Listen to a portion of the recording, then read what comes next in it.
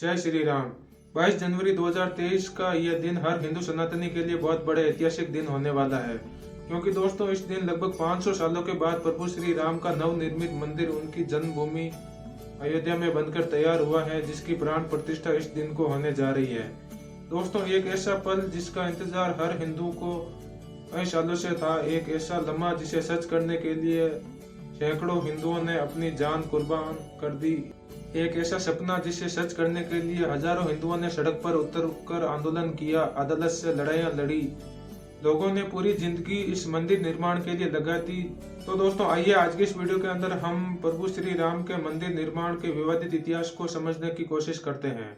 दोस्तों अगर आपने रामायण पूरी देखी होगी तो रामायण के लास्ट में जब भगवान श्री राम जल समाधि के बाद गरुड़ पर सवार होकर बैकुंठ की तरफ निकल जाते हैं, तो उसके बाद प्रभु श्री राम के पुत्र कुश द्वारा अयोध्या में उनके जन्म स्थल पर एक मंदिर का निर्माण करवाया जाता है। और दोस्तों इसके साथ ही उस जगह पर कई सारे छोटे मंदिरों का भी निर्माण करवाया जाता है। दोस्तों लंबे समय के बाद जब इन मंदिरों की हालत जर्जर होने लगी तो 57वीं शताब्दी में उज्जैन के राजा विक्रमादित्य ने इनका पुनर्निर्माण करवाया, जिसकी जानकारी हमें इतिहास के अंदर मिलती है। फिर दोस्तों लंबे समय के बाद जब भारत पर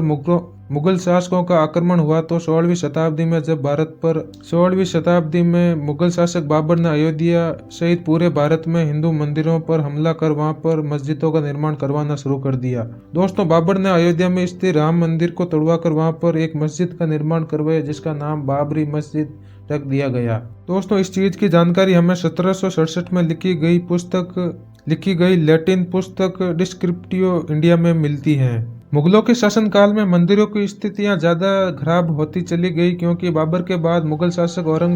औरंगजेब ने भी मंदिरों को बहुत ज्यादा नुकसान पहुंचाया और मंदिरों को तोड़वाकर वहां पर मस्जिदों का निर्माण करवाया जाने लगा। दोस्तों मुगलों के बाद जब भारत पर अंग्रेजों का अधिकार हुआ तो साल 1853 में अयोध्या में पहली बार धार्मिक हिंसा हुई, जिसमें ब्रिटिश प्रशासन ने विवादित स्थल पर बाबरी मस्जिद, जहां पर मुस्लिम और हिंदू पूजा अर्चना किया करते थे, वहां पर हिंदुओं को पूजा करने से प्रतिबंधित कर दिया गया और मस्जिद के बाहर पूजा करने के लिए एक चबूतरा बनवा दिया। इसके बाद कई वर्षों तक ऐसा चलता रहा और हिंदू और मुस्लिम के बीच और ज्यादा विवाद और तनाव बढ़ता चला गया। विवाद ज्यादा बढ़ता देख ब्रिटिश सरकार ने मस्जिद और चबूतरे के बीच एक फेंसिंग करवा दी और दोनों को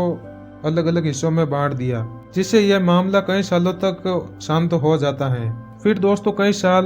बीत जाने के बाद 1885 में निर्मय अखाड़ा के महंत रघुवर दास फैजाबाद जिला कोर्ट में राम चबूतरे पर छतरी बनाने के लिए मांग करते हैं, लेकिन कोर्ट द्वारा उनकी अर्जी को खारिज कर दिया जाता है। दोस्तों इस डेट को याद रखना, क्योंकि यह पहली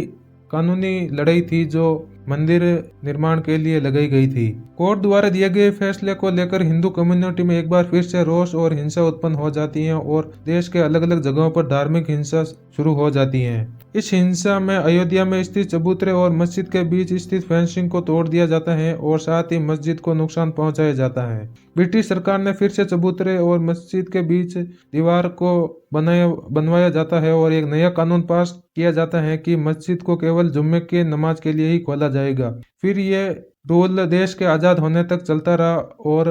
आज़ादी के 2 साल बाद 23 दिसंबर 1949 को सुबह के समय हिंदू समुदाय द्वारा मस्जिद के अंदर पूजा की जाती है, जिससे मुसलमानों में हिंसा भड़क जाती है। दोबारा से फिर से एक बार हिंदू और मुसलमानों के बीच धार्मिक हिंसा शुरू हो जाती है और हिंदू पक्ष दावा करता है कि मस्जिद में भगवान राम की मूर्ति प्रकट हुई और दूसरी तरफ मुसलमान दावा करते हैं कि रात के समय किसी ने यहाँ पर मूर्ति रख दी और ये सरासर झूठ है। और ऐसे और ज्यादा विवाद बढ़ने लगा और यह मामला उस समय के प्रधानमंत्री पंडित जवाहरलाल नेहरू के पास चला जाता है। प्रधानमंत्री ने डिस्ट्रिक्ट मजिस्ट्रेट के नायर को आदेश मूर्ति को वहां से हटवाकर मामले को शांत किया जाए, लेकिन भारी भीड़ को देखते हुए के नायर ने ऐसा करने से मना कर दिया और वे सरकार को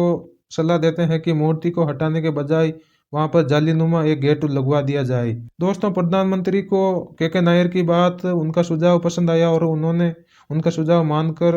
ऐसा करने की अनुमति दे दी। फिर दोस्तों कुछ सालों के बाद 1950 में हिंदू महासभा के वकील गोपाल विसारक ने फैजाबाद जिला अदालत में भगवान राम की मूर्ति की पूजा करने की अधिकार की मांग की। हिंदुओं और मुसलमानों के बीच अगले 35 सालों तक उस जगह को लेकर आंदोलन और संघर्ष